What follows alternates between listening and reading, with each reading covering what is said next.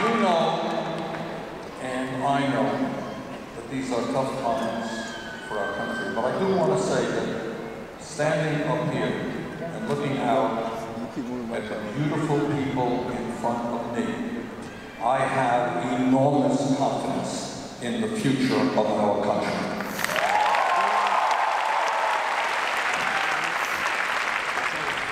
Let me begin by congratulating the graduating class of 2017. Today is an important day in your lives, something that I know you have worked very hard to achieve, and I want to wish all of you the very best of luck in your future endeavors. May I not be strangled.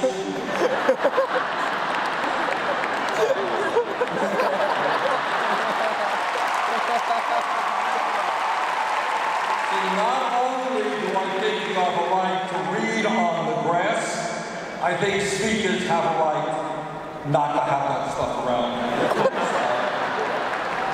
I do want, on behalf of my wife Jane and myself, to see and to pray that you all live healthy and happy lives, doing the work that you enjoy, surrounded in love by family and friends. And let me thank President Michelle Anderson, Nicole Haas, the Brooklyn College administration, faculty and staff, and all of you for inviting Jane and me back to Brooklyn, where we were both born and raised. And I am very honored by being honorary degree right. I grew up in Flatbush,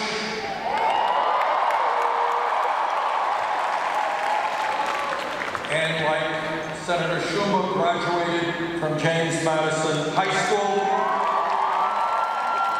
My wife Jane was also raised in Flatbush and Bedford-Stuyvesant, and graduated from St. Saviour's High School a few miles away from here.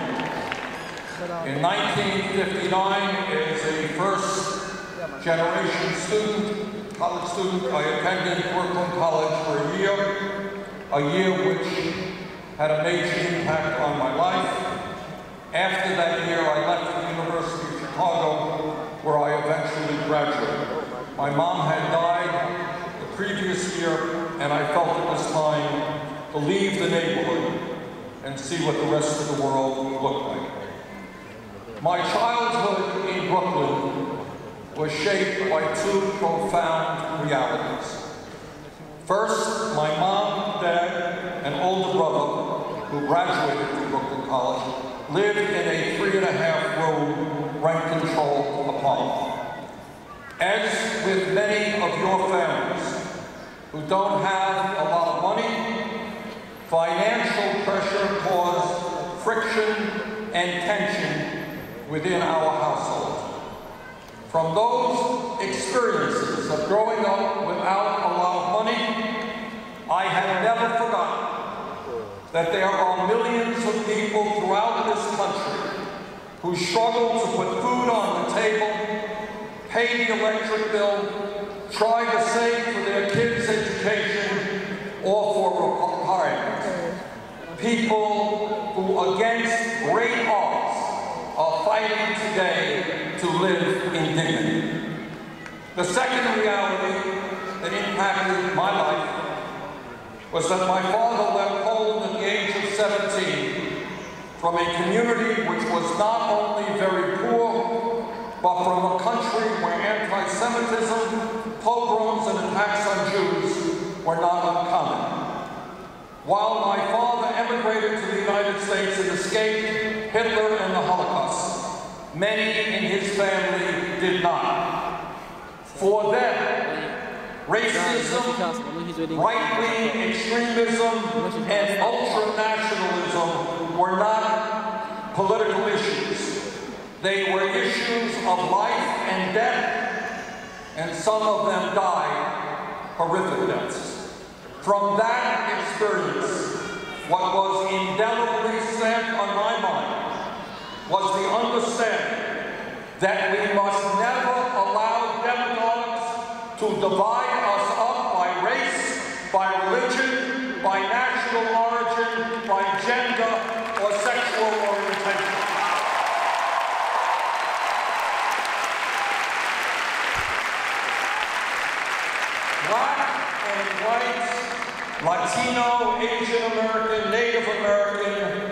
Christian, Jew, Muslim, and every religion, straight or gay, male or female, we must stand together. This country belongs to all of us.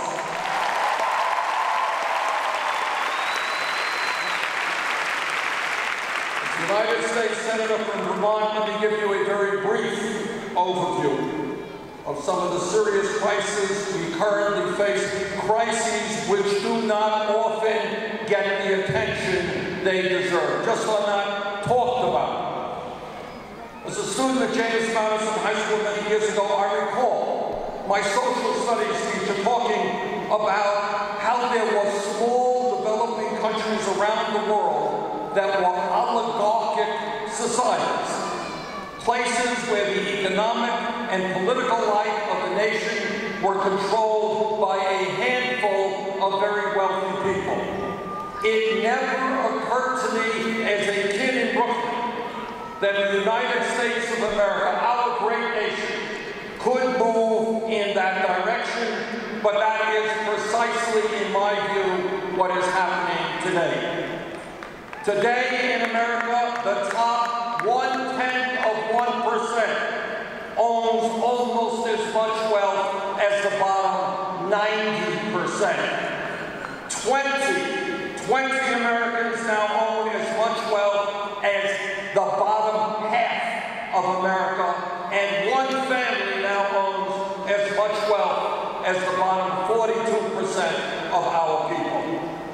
In the last 17 years, while the middle class continues to decline, we have seen a tenfold increase in the number of billionaires. Today in America, CEOs are earning almost 300 times what the average worker makes, and in terms of income, while you and your parents are working in some cases 2 or 3 jobs, 52% of all new income generated today goes to the top 1%. Meanwhile, at the same time as we have more income and wealth inequality than any other nation, 43 million Americans live in poverty. Half of older workers have nothing in the bank as they approach retirement, and in some inner cities and rural communities, youth unemployment is 20, 30, 40%. Unbelievably, in our country today, as a result of hopelessness and despair, we are seeing a decline in life expectancy. People are giving up, and they're turning to drugs, to alcohol, and even to suicide. And because of poverty and racism, today in a broken criminal justice system, we have more people in jail than any other country on earth. Those people are disproportionately Black, Latino, and Native Americans. Directly related to the oligarchic community that we currently have is a corrupt political system which is undermining American democracy, and it's important we talk about that and understand that.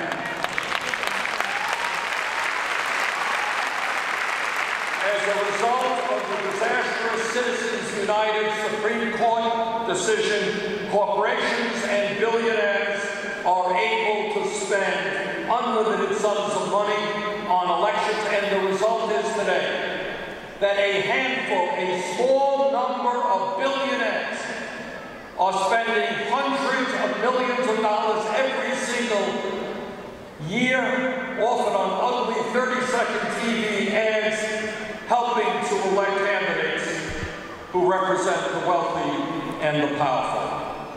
And we are seeing the results of how oligarchy functions right now in Congress, where the Republican leadership wants to throw 23 million Americans off of health insurance, cut Medicaid by over $800 billion, defund plans cut food stamps and other nutrition programs by over $200 million, cut Head Start and after-school programs, and by the way, made drastic cuts in Pell Grants and other programs that help working-class kids be able to go to college.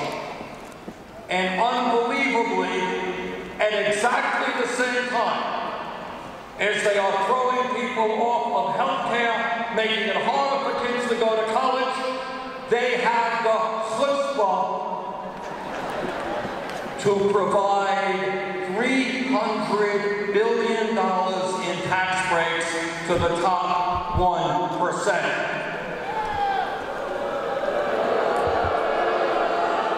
In other words, the very, very rich are getting richer, and they get tax breaks. The working class, the middle class are struggling, and they are seeing drastic cuts, life and death programs that could mean survival or not survival for those families. Now, in response to these very serious crises, it seems to me that we have two choices. First, we can throw up our hands in despair. We can say the system is rigged, I am not going to get involved, and that is understandable. But it is wrong, because the issues that we deal with today, the economic issues, the social issues, the racial issues, the environmental issues, not only impact your lives, they impact the lives of future generations, and you do not have the moral right to turn your back on saving this planet and saving future generations.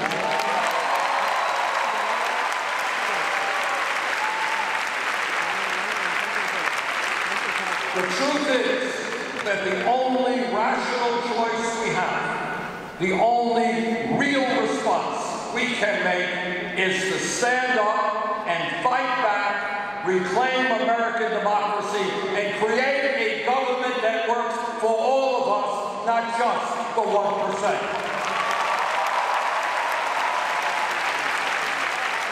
And for us to do that, it is necessary that we fight for a vision of a new America. An America based on progressive, humane values, not the values of the oligarchy. And what does that mean, briefly in concrete terms? It means that no, we are not going to throw 23 million Americans off the health care they have. We are going to bring about health care for all as a right, not a privilege.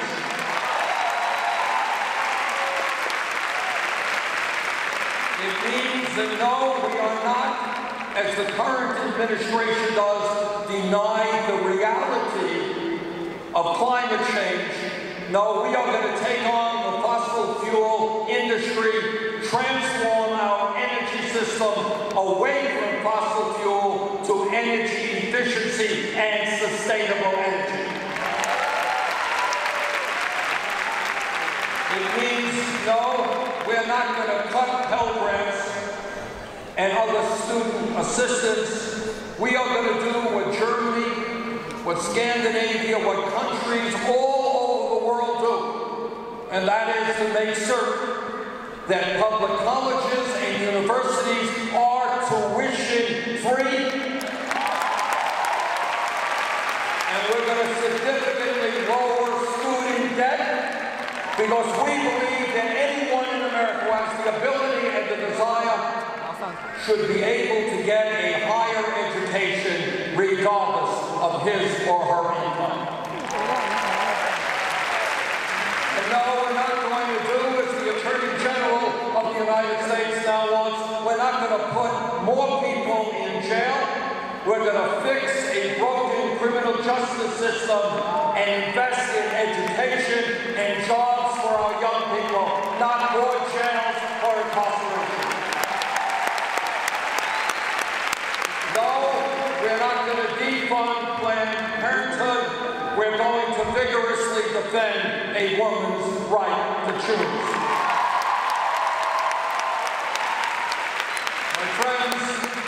Let me conclude by saying this. We live in the wealthiest country in the history of the world. We are seeing an exploding technology which, if used well, has extraordinary potential to improve life. We are an intelligent and hardworking people. If we are prepared to stand together, if we take on greed and selfishness, if we refuse to allow demagogues to divide us up, there is no end to what the great people of our nation can accomplish. So today, as you graduate Brooklyn College, my message to you is very simple. Think big, not small, and help us create the nation that we all know we can become. Thank you all very much.